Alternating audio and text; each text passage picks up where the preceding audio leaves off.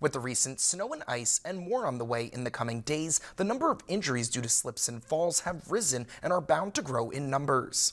Slips and falls on ice and snow are the leading cause of injury during winter storms, according to the CDC. Amy Phelps with the Mid-Ohio Valley Health Department says the state has seen the number of hospital visits caused by slips and falls due to the ice and snow rise over 42 visits reported on Tuesday. Falls can cause significant injuries like hip fractures, especially for older adults. Phelps says there are some ways that you can prevent slips and falls and the injuries they may cause. You need to make sure you're wearing proper footwear with a lot of traction on the bottom. And you need to use your handrails whenever available, and also make sure you're cleaning off your sidewalks, walking areas with shoveling, and then perhaps using rock salt or some sort of de-icer.